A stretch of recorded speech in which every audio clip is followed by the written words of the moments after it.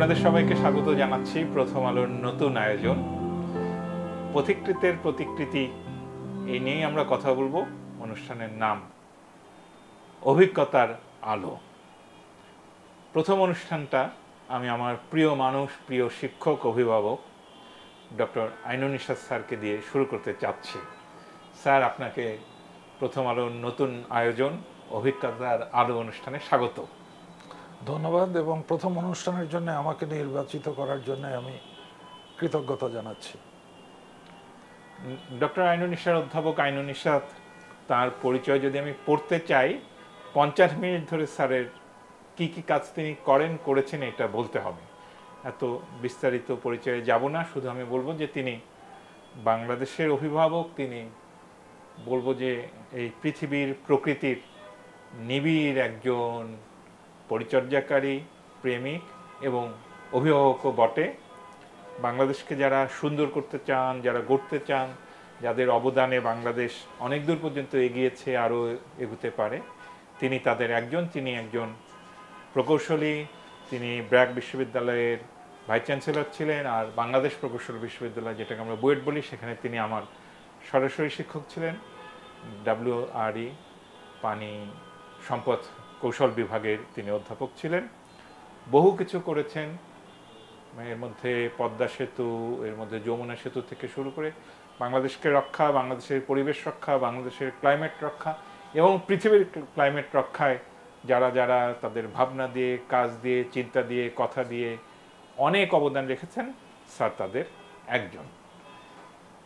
Sir, আমরা আপনার জীবনে যাব, কিন্তু প্রথমে একটু আকর্ষণীয় কথা দিয়ে শুরু করতে চাই। সেটা হচ্ছে, আপনি আমাদের ক্লাসে বলেছিলেন একবার যে জিয়াউর রহমান সাহেব যখন প্রেসিডেন্ট, তখন তিনি একটা বাঁধ দেখতে গেছেন। সেই বাঁধের একদিকে অনেক পানি, বন্যা, আর একদিকে পানি কম, কিন্তু অনেক সময় ইঁদুরের গর্তের কারণে পানি চুয়ে চুয়ে বের হয় এবং বাঁধটা ভেঙে যেতে পারে। এই সময় বাঁধের যে পাশটায় নদী, তার উল্টো দিকে আর একটা ছোট বাঁধ দিয়ে সেখানে পানি দেওয়া হচ্ছিল। তো প্রেসিডেন্ট জিয়াউর রহমান সেই দৃশ্য দেখে বলেছিলেন যে একদিকে তো অনেক পানি, অগাধ পানি, আর একদিকে পানি অনেক কম, এই দুই পানি কীভাবে ভারসাম্য রক্ষা করবে? আপনার কি সেই গল্পটা মনে আছে স্যার? এটা আপনি আমাদের ক্লাসে বলেছিলেন। এই ধরনের অনেক ঘটনা আছে, এবং অনেক নাম করা অধ্যাপকের সাথে এই বিষয় নিয়ে ঝগড়া করতে হয়েছে। আসলে হাইড্রোস্ট্যাটিক প্রেশার হচ্ছে পানির যে চাপটা সৃষ্টি করে, এইটা ডিপেন্ড করে উচ্চতার উপরে। কাজে এই পাশে পানির ব্যাপ্তি কতটুকু তাতে কিছু আসে যায় না। এ পাশে 2 মাইল চওড়া পানি হতে পারে, এ পাশে 10 ফুট পানি হতে পারে, দুটো কিন্তু বাঁধের উপরে সমান চাপ সৃষ্টি করে। বাট মজার জিনিস হচ্ছে, এই যে পদ্ধতিটা, একটা রিং বাঁধ দিয়ে দুই পাশের পানির চাপের পার্থক্যটাকে 0 করে দিয়ে তখন বাঁধটাকে মেরামত করা যাবে কারণ চাপটা নেই, এটা কিন্তু বাংলার বহুদিনের পুরনো প্রযুক্তি। এটা বিদেশ থেকে আনা না, এটা বাংলাদেশের মানুষ অনেক আগে থাকতে তারা এই টেকনিক জানতো। এবং বাইরে যদি পানির উচ্চতা বেশি থাকে, তাহলে এদিকে যদি পানি না থাকে, পানিটা চুইয়ে বাঁধের নিচ দিয়ে উঠে আসবে। এটা দেখা যায় যে এই বাঁধটা এটার থেকে 50 ফুট দূরে এক জায়গায় পানি ফুটছে, টকবক করে উঠছে। তার মানে বুঝতে হবে প্রেশারের গন্ডগোল হচ্ছে, সাথে সাথে ওইটাকে একটা রিং বাঁধ বলি আমরা টেকনিক্যালি, এটা বন্ধ রাখতে হবে। আমি এই কথার সূত্র ধরে এগোতে চাই। সেটা হচ্ছে, আমাদের যে ট্রেডিশনাল নলেজ, ফোক উইজডম, এটা কিন্তু অনেক। গাজী শামসুর রহমান আইন আদালতে যে আইনের জটিল প্রশ্নগুলির সহজ জবাব দিতেন চোখ বন্ধ করে, এবং তার আইনের বইগুলি, এইটাই আমরা বেশি জানি। তো আপনার আব্বা ডিস্ট্রিক্ট ম্যাজিস্ট্রেট ছিলেন, ডিস্ট্রিক্ট জাজ ছিলেন। উনি, মানে যেটা শুনেছি, 45-46-এ যখন MA পাস করেন, শিক্ষকতা তার ইচ্ছা ছিল। কিছুদিন সে সময় ইংরেজির MA, সেই বদলতে হেডমাস্টারও ছিলেন। পরবর্তীতে জুডিশিয়ারিতে জয়েন করেন 46-এর প্রথম দিকে। প্রথম ফর্মাল পোস্টিং ছিল খুলনাতে, প্রফেশন অফিসার। প্রথম যখন দেশ ভাগ হয় তখন উনি মেহেরপুরে পোস্টেড ছিলেন। মেহেরপুর থেকে আসেন বাজিতপুরে, তখন আমার জন্ম। এরপর উনি তখন ওনাদের ডেজিগনেশন ছিল মুনসেফ, মুনসেফ, হ্যাঁ। এখন যেটার নাম হচ্ছে অ্যাসিস্ট্যান্ট জাজ। আচ্ছা। আমার খুব কৌতূহল ছিল মুনসেফ মানে কি। মুনসেফ মানে হচ্ছে যিনি ইনসাফ করেন। সো ইনসাফ শব্দ থেকে পদবিটা হচ্ছে মুনসেফ, ন্যায় বিচার। ন্যায় বিচার। উনি বাজিতপুর থেকে আসেন জামালপুর, 2-3 বছর থাকেন, সেখান থেকে আসেন মুন্সিগঞ্জ, 2-3 বছর থাকেন, সেখান থেকে চলে যান উত্তরে পঞ্চগড়ে। আপনার শৈশব তাহলে কিভাবে কোথায় কোথায় কাটলো? এই যে বললাম, এই প্রত্যেকটা জায়গাতেই? হ্যাঁ। এবং আব্বাস সারা জীবন পছন্দ করতেন ওই রংপুর, দিনাজপুর, বগুড়া, ময়মনসিংহ, সিলেট, নোয়াখালী এই অংশে পোস্টিংয়ের জন্য। কারণ ওনার নিজের বাড়ি খুলনা আর আমার নানা বাড়ি বরিশাল, কাজে ওই দিকের কোনো প্রভাব উনি তার বিচার কাজে চাইতেন না। দূরবর্তী অঞ্চলে যেতে চেয়েছেন। আপনি কি স্যার হলে থাকতেন? আমি হাসানুল্লাহ হলে থাকতাম। আহসানুল্লাহ হলে থাকতেন। আপনি স্যার যখন আমাদের ইঞ্জিনিয়ারিং পড়ছেন তখন কি ব্যাপক কালচারাল উইকে, কালচারাল অ্যাক্টিভিটিস, ডিবেট এগুলিতে অংশগ্রহণ করতেন? অত্যন্ত অ্যাক্টিভ ছিলাম। তখন প্রত্যেকটা হলে বাৎসরিক সাহিত্য সপ্তাহ হতো, কিছু কিছু আইটেম থাকতো ওপেন টু অল। এখন থেকে গিয়ে অন্য হলেও করা যেত। তো এটাতে কতগুলো আমার খুব দখল ছিল। একটা হচ্ছে বিতর্ক, বাংলা ইংরেজি দুটোই। আর একটা হচ্ছে উপস্থিত বক্তৃতা। উপস্থিত বক্তৃতাতে কেউ হারাতে পারতো না আমাকে। না, বিতর্ক এবং বক্তৃতা এই দুটোর কোনটাতে আপনাকে হারাতে পারবে না। কিন্তু কবিতা আবৃত্তি করতেন স্যার? আপনি তো কবিতা আবৃত্তি করেছি, এবং একটা কবিতা আবৃত্তির কথা বলছি যে কবিতার শিরোনামে তোমার একটা বই আছে, কখনো আমার মাকে। এবং এই কবিতাটা যখন বোধহয় 4th ইয়ারে পড়ি, তখন 1969 সনে, তার কয়েক বছর আগে শামসুর রহমান কবিতাটাকে গ্রন্থিত করেছেন। ওটা পড়ে আমি চোখের পানি এসছে, কারণ আমার মাকে দেখতে পেতাম ওটাতে। আমার মা ব্রিটিশ আমলের লেডি ব্রাবন কলেজে বিএসসি পড়তেন, এবং 40-এর দশকের মাঝামাঝি তিনি যখন ম্যাট্রিক পাস করেন তখন তিনি অঙ্ক এবং উচ্চতর অঙ্কে লেটার পেয়েছিলেন, যে কারণে স্কুল থেকে তাকে মেডেল দেয়া হয়, রূপার মেডেল, যেটা আমার সংগ্রহে এখনো আছে। এবং আপনার মার নাম কি স্যার? জামাল আরা রহমান। উনি এর পরে কিছু করেননি, মারা গেছেন তো? উনি মারা গেছেন 14-15 বছর হয়েছে। কিন্তু আম্মা যেটা করেছেন, তার ছেলে মেয়েদের লেখাপড়া শিখিয়েছেন। আমার লেখাপড়াটা। আপনারা কয় ভাই বোন স্যার? আমরা 2 ভাই 3 বোন ছিলাম। এক বোন 78 সনে রোড অ্যাক্সিডেন্টে মারা যায়। সো এখন 2 ভাই 2 বোন আছি।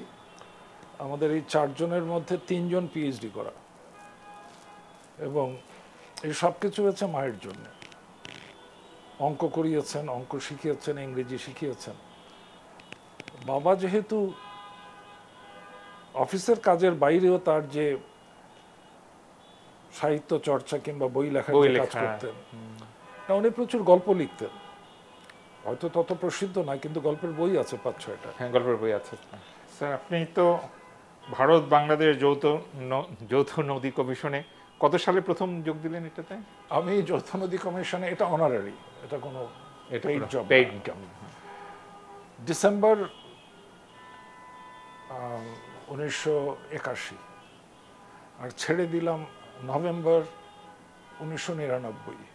18 বছর আমি এই কাজ করেছি, সম্পূর্ণ অনারারি, এর মধ্যে কোনো অনারারিয়াম ছিল না।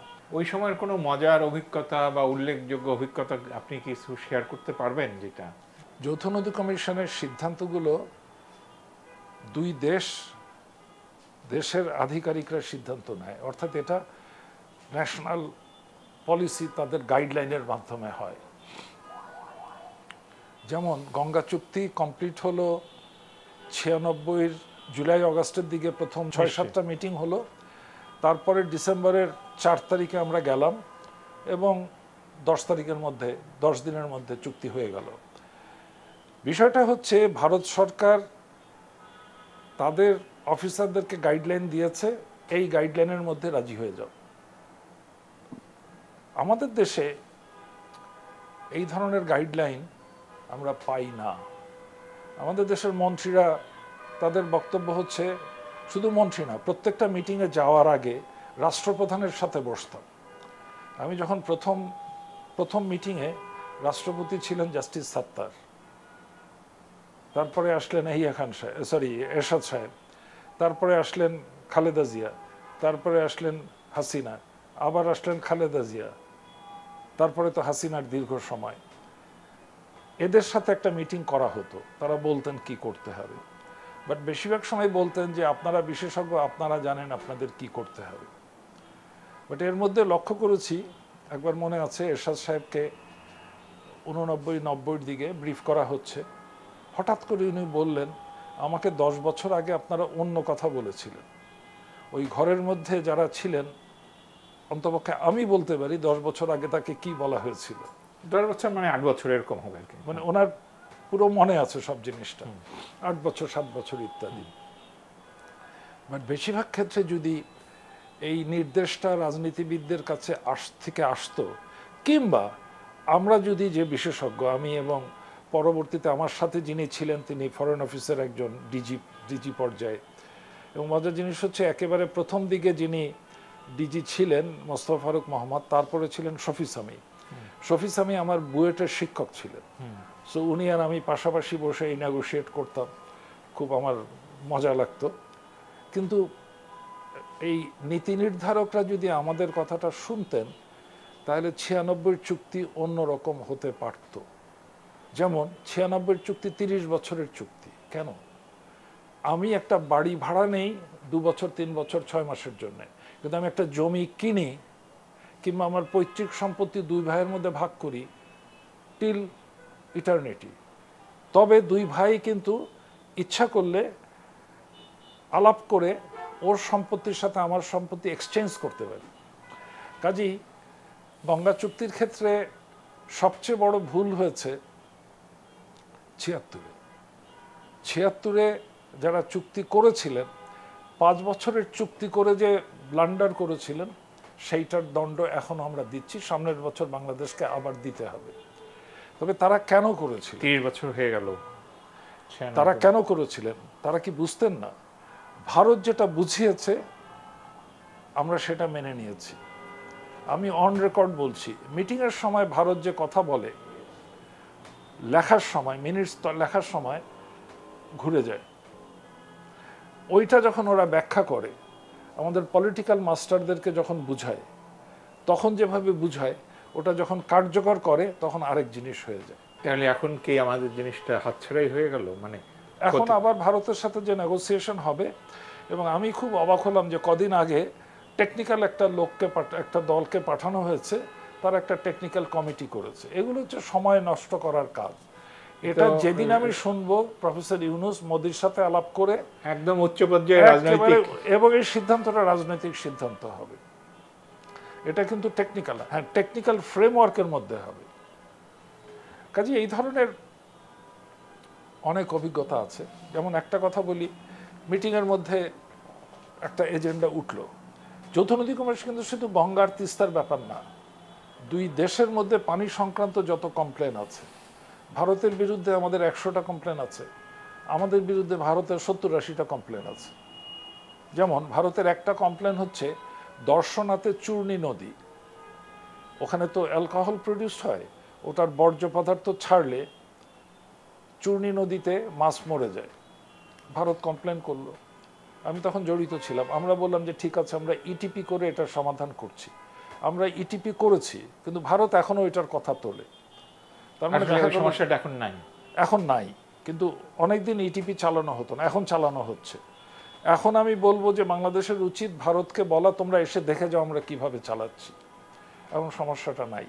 তো যেটা বলতে চেষ্টা করছিলাম, এরকম কোন একটা সংস্থা, স্থানীয় সমস্যা, এটাকে আমরা লোকাল প্রবলেম বলি, মিটিংয়ে আলোচনা হলো, এখন লিখতে হবে এটা।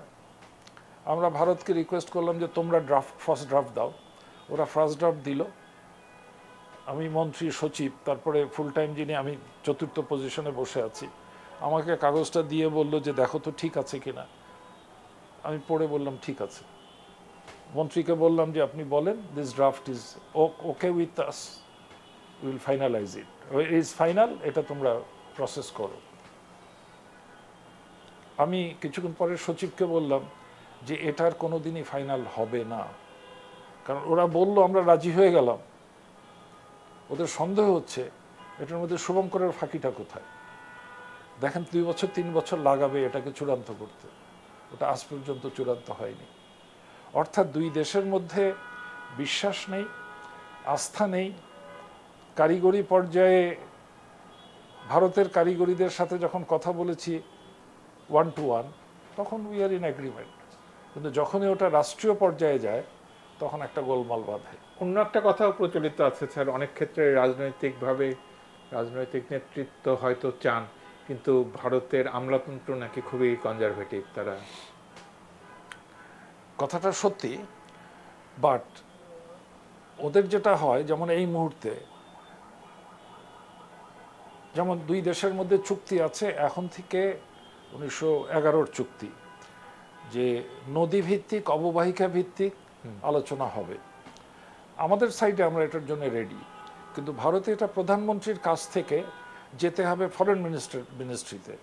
ফরেন মিনিস্ট্রি অ্যাপ্রুভ করলে যাবে পানি মন্ত্রণালয়ে, তারপরে দুই দেশের পানি মন্ত্রণালয় কাজ করবে।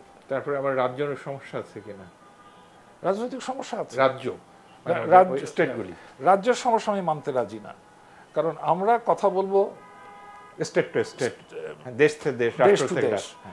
এবং ভারত কিছুদিন পরপরই তোলে যে তোমরা পশ্চিমবঙ্গের সাথে এটা নাও। যেমন তিস্তা সমস্যা সমাধান করতে গেলে কথা বলতে হবে সিকিমের সাথে, তো বাংলাদেশ কেন সিকিমের সাথে কথা বলবে?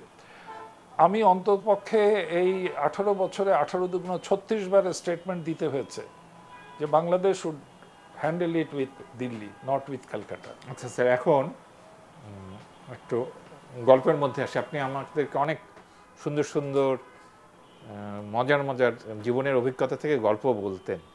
যেমন একবার বলেছিলেন যে সুন্দরবনে পশ্চিম থেকে এক্সপার্ট এসেছিল, সে জানেই না যে এটা আসলে জোয়ার ভাটার একটা বন, যেখানে পানি আঠে আবার নেমে যায়। আমাদের এই যে সুন্দরী গাছের যে শেকড়গুলি আছে, শ্বাসমূল, এটা মনে আছে স্যার আপনি?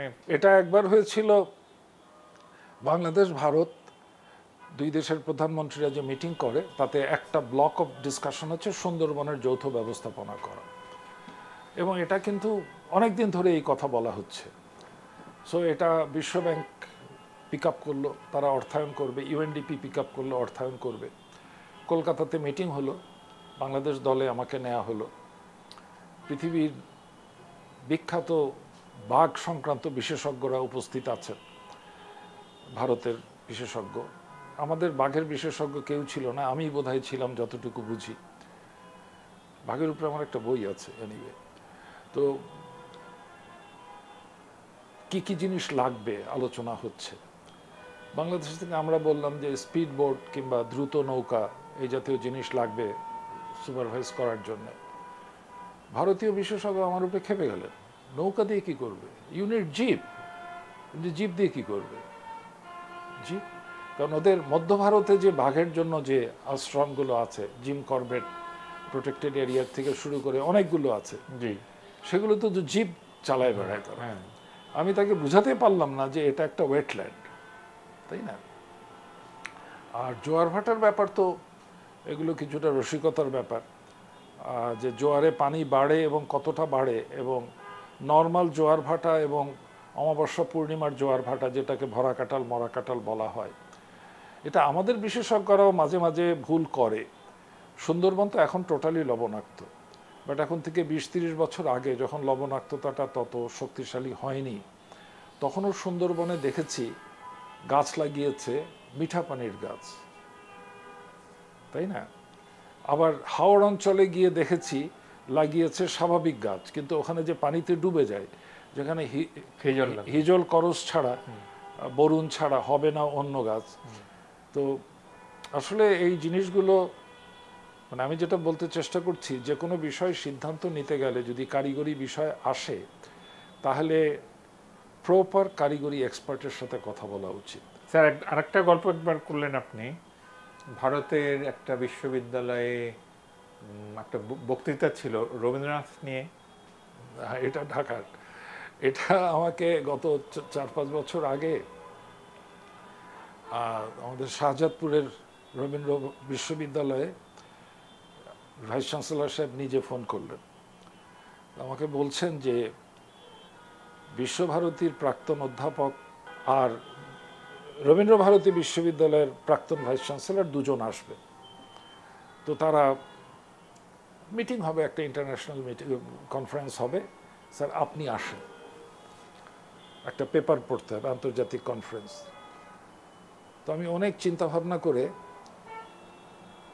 যেটা দাঁড় করালাম, তার টাইটেল ছিল আজকে রবি ঠাকুর বেঁচে থাকলে জলবায়ু পরিবর্তনের জন্য তার যে বিড়ম্বনা হতো তা।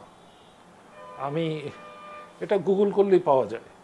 রবীন্দ্রনাথের সবচেয়ে বেশি গান আছে বর্ষার উপরে, সবচেয়ে কম বোধহয় শীতের উপরে। 6 ঋতুর কিন্তু আলাদা আলাদা গান আছে, কোনোটা নাটকের জন্য লিখেছেন, কোনোটা বিভিন্ন কাজে। এই গানগুলোকে প্রায় 450-500 গান, এগুলোকে ডাউনলোড করে দেখালাম যে একটা গানের বর্ণনাও আর টিকবে না। নীল নবঘনে আষাঢ় গগনে তিল ঠাই আর না হিরে। এখন তো নীল নবঘনে ফকফকে আকাশ দেখা যায়, তাই না? শীতের হাওয়া লাগলো নাচন আমলকিদের বনে বনে। এবার শীতে তো ঠান্ডাই পড়েনি। আর সবচেয়ে দুর্গতি হচ্ছে হেমন্ত আর বসন্তকালের, এই দুটোর অস্তিত্ব আর 20-25 বছর পরে থাকবে না। এবং শরৎ এসছে এটা দেখার জন্য পদ্মা নদীর পাড়ে যেতে হয় কাশবন দেখতে, অথবা উত্তরা যেতে হয়। সো এই যে পরিবর্তন, আমি গানের প্রথম লাইন ধরে ধরে প্রত্যেকটাতে কি কি পরিবর্তন হচ্ছে, এবং দুজন ভাইস চ্যান্সেলরই আমাকে বললেন যে ভাই এইভাবে তো আমরা কোনো চিন্তা করিনি।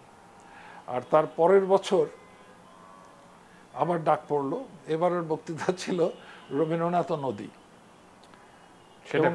শাহজাদপুরেই। তো এখানে রবীন্দ্রনাথের যে দুটো নদীর নামে কবিতা আছে, একটা হচ্ছে 5 স্তবকের কবিতা, আমাদের ছোট নদী চলে বাঁকে বাঁকে। আমার কাছে যখন কোনো সাংবাদিক আসে নদী সংক্রান্ত প্রশ্ন করতে, আমি তখন বলি যে নদী আপনি বোঝেন, না বুঝলে তো আমার কথা বুঝবেন না। হ্যাঁ স্যার আমরা বুঝি, বুঝবো না কেন? ঠিক আছে, আমাদের ছোট নদী রবীন্দ্রনাথের, এইটা যদি আবৃত্তি করতে পারেন আপনাকে এমন তথ্য দেব যে সম্পাদক আপনাকে বাহবা দেবে। আজ পর্যন্ত পারেনি কেউ। আমাদের ছোট নদী মানে শেষ 4টা স্তবক হচ্ছে শীতকালের নদী, আর পঞ্চমটা হচ্ছে বর্ষাকালের নদী। পাক খেয়ে ঘুরে ঘুরে চড়ে নদীটা, দুই পাশে শিয়ালের ডাক ইত্যাদি।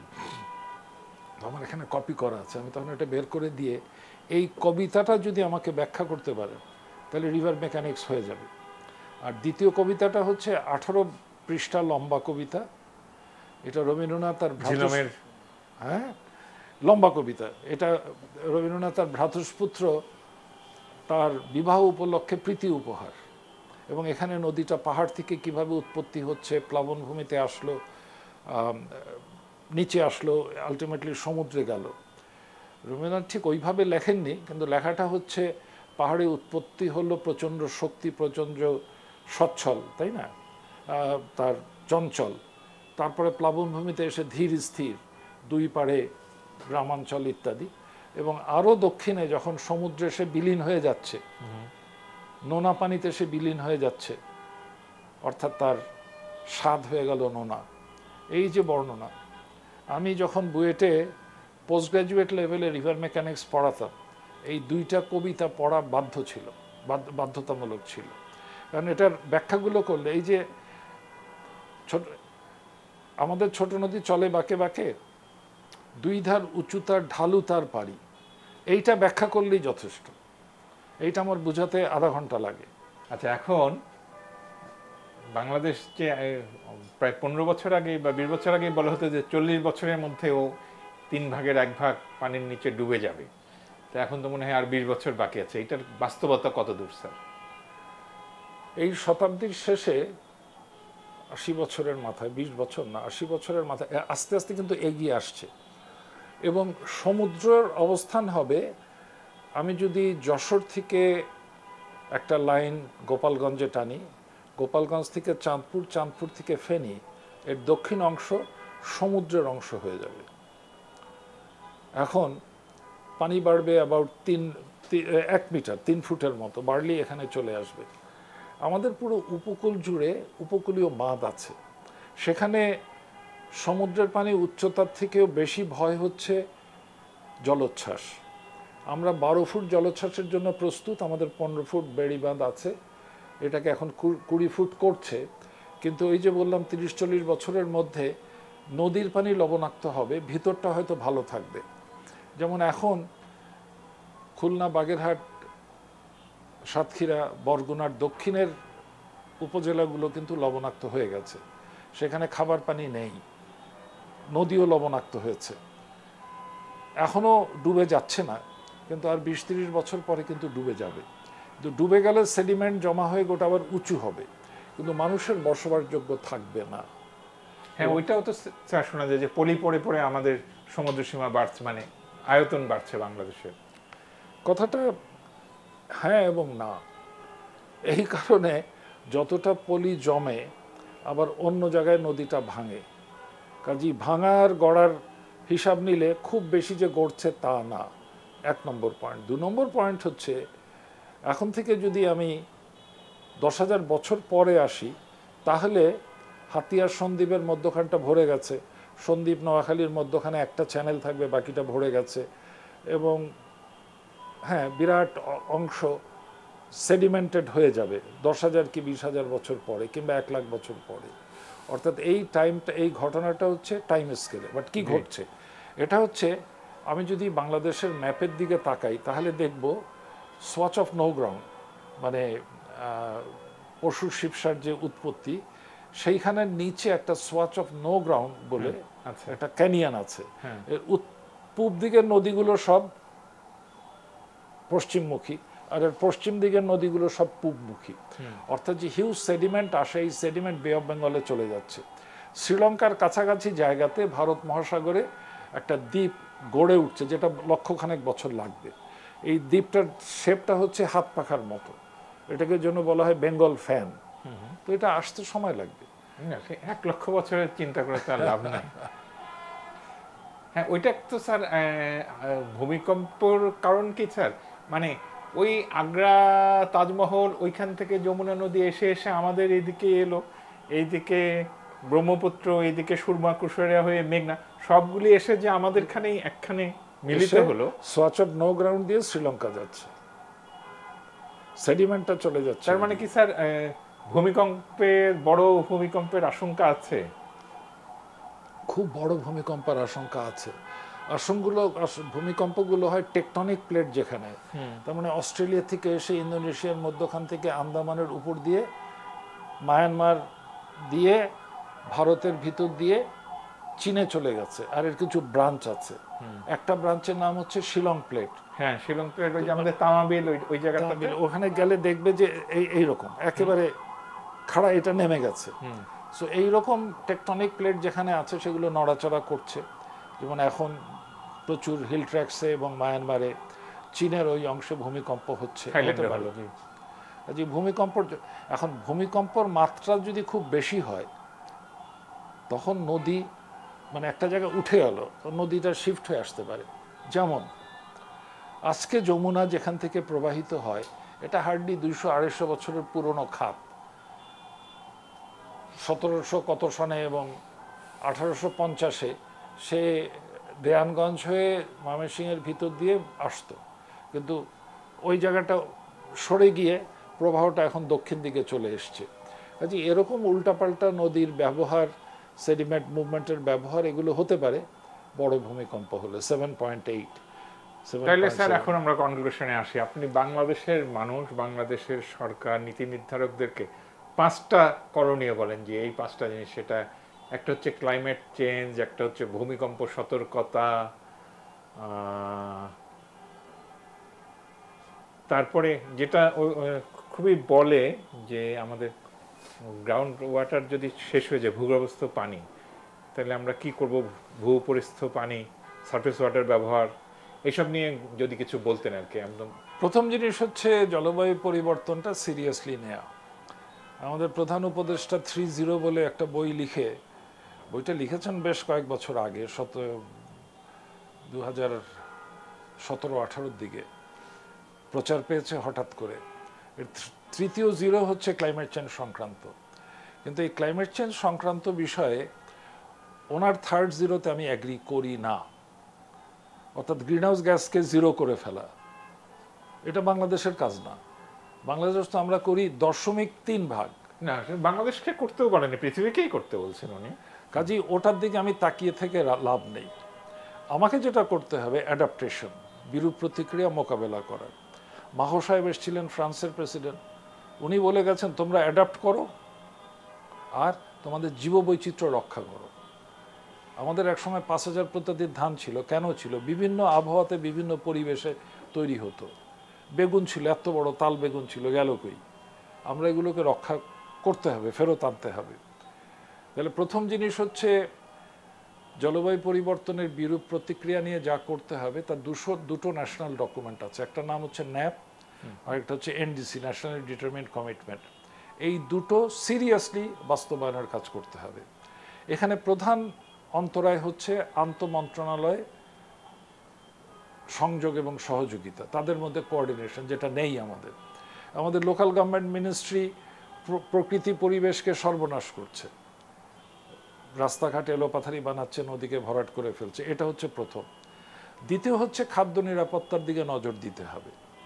আমাদের এখানে এক সময় বিঘা প্রতি 0.5 মণ ধান হতো 50-এর দশকে। এখন আমরা বিঘা প্রতি 20 মণ 25 মণ করতে পারি। ভিয়েতনাম তার ডবল করে। কাজেই পানি ব্যবস্থাপনাটাকে উন্নত করে, যেমন আমরা ধান ক্ষেতটাকে পানি দিয়ে ডুবিয়ে রাখি, কোনো দরকার নাই। আমি ডুবিয়ে রাখলাম, শুকিয়ে গেল, আবার ডুবিয়ে, পানির ব্যবহার 1/3 হয়ে যাবে।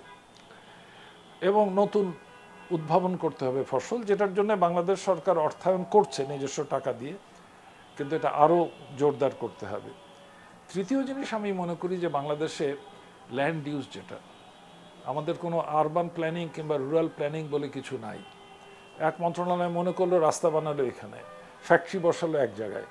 কাজে পুরো বাংলাদেশকে কেন্দ্র করে যদি আমরা একটা land use plan, urbanisation plan এখন খুব দ্রুত না করি, তাহলে এমন এমন ঘটনা ঘটবে যেটা পরে আর শোধরাতে পারবো না। আমাদের এই ফিজিক্যাল প্ল্যানিং কিন্তু নাই।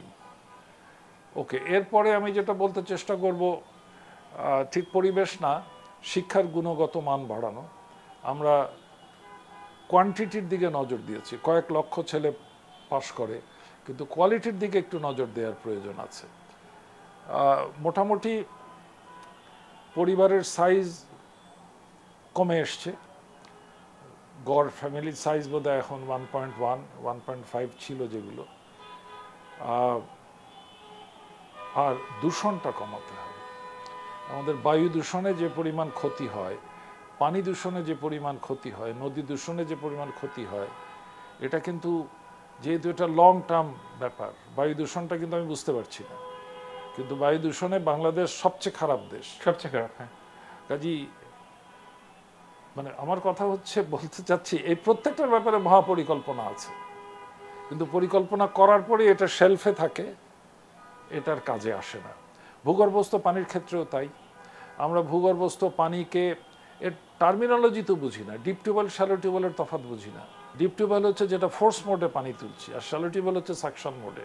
একটা হ্যান্ড টিউবওয়েল যখন চাপ দেই, পিস্টনটা উপরে ওঠে, একটা ভ্যাকুয়াম ক্রিয়েটেড হয়, যেটা ওই যে স্কুলে পড়েছিলাম, 78 মিলিমিটার অফ মার্কারি অথবা 32 ফিট অফ ওয়াটার। এখন পানির লেভেল তার থেকে অনেক নিচে নেমে গেছে। গ্রামের কৃষকরা গর্ত করে পাম্প নিচে বসিয়ে পাম্প করছে। এটার একটা সীমাবদ্ধতা আনতে হবে, রিচার্জের ব্যবস্থা বাড়াতে হবে, এবং পানির গুণগত মান রক্ষা করতে হবে। পানির কিন্তু শুধুমাত্র যে সালফার ডেফিসিয়েন্সি হচ্ছে, রংপুর এলাকাতে বোরন ডেফিসিয়েন্সি হচ্ছে, মাইক্রোনিউট্রিয়েন্ট। কাজেই আমরা ওই যে এতদিন ধরে সেই ব্রিটিশ আমল থেকে যেভাবে চলে আসছি, এখনও সেইভাবেই চলে। আমাদের প্রশাসন কিন্তু এখনও বদলায়নি।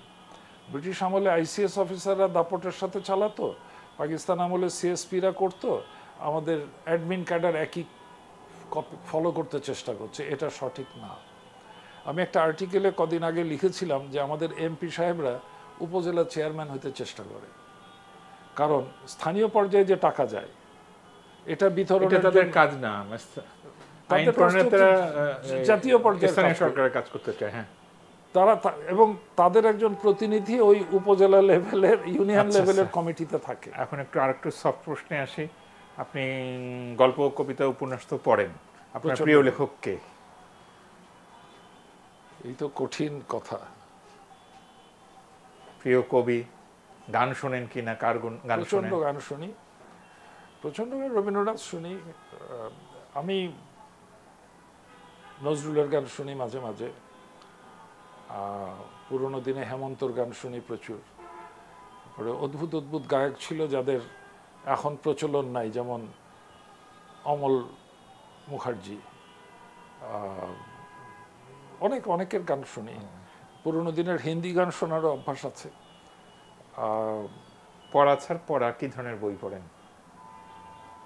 এখন মূলত এই গত 4-5 বছর ধরে ইতিহাসমুখী বই পড়াটার নেশাটা বেড়েছে।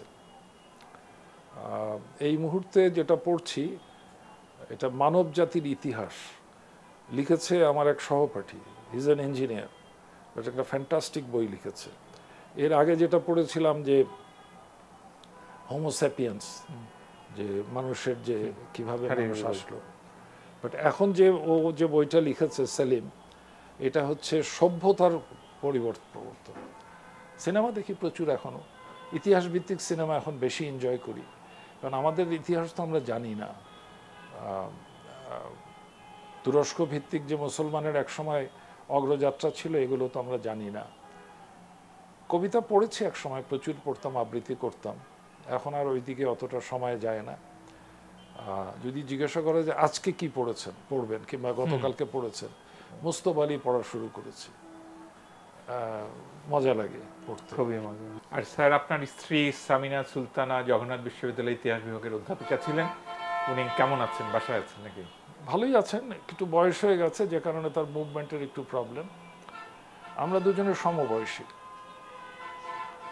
বাট তার তুলনায় আমি এখনও চলে ফিরে বেড়াই, এখনও এদিক ওদিক যাই, ট্রাভেল করি। উনি এই দিক থেকে খুব লিমিটেড হয়ে গেছে, কিন্তু উনি প্রচুর সময় কাটান ইতিহাস ভিত্তিক গবেষণাতে এবং অন্যদেরকে গবেষণার পদ্ধতি শেখানোর জন্য। উনি প্রতি বছর ফেব্রুয়ারি মাসে ওনার তত্ত্বাবধানে একটা ইন্টারন্যাশনাল কনফারেন্স হয় ঢাকায়। ভারত থেকে 150-200 জন প্রতিনিধি আসে। এই দুর্যোগের মধ্যেও 50-60 জন এসছে, ভিসা পাওয়ার প্রবলেম, পরেও কিভাবে পুরনো ভিসা ছিল তাদের সেইভাবে, এবং 300-400 আর্টিকেল জমা পড়ে। তার থেকে ওনার টিম আছে, অন্য ঢাকা ইউনিভার্সিটির সিনিয়র শিক্ষকরা, ওনার শিক্ষকরা হেল্প করেন। এখান থেকে হয়তো 50টা আর্টিকেল গুণগত মান ভালো বেছে নিয়ে তারপরে এটাকে একটা গ্রহণযোগ্য মানে কিভাবে নিয়ে যেতে হবে, এই এডিটিংটা নিজে করে ওই রিসার্চ, ওই লেখকের একটা আন্তর্জাতিক এবং তার একটা ইতিহাসের বই বের করেন। সো ব্যস্ত থাকেন। এই আমরা শেষ করে দিব স্যার, আপনার যদি আর কোনো কথা না থাকে তাহলে দর্শক মণ্ডলী, আপনাদের সবাইকে প্রীতি এবং শুভেচ্ছা জানিয়ে আমরা অভিজ্ঞতার আলো, নিশ্চয়ই অনেক অভিজ্ঞতার আলো আজকে আমরা লাভ করলাম। আশা করি স্যারের এই কথা থেকে আমরা শ্রোতারা যেমন উপকৃত হব, তেমনি বাংলাদেশ এবং আমাদের এই পৃথিবী উপকৃত হবে।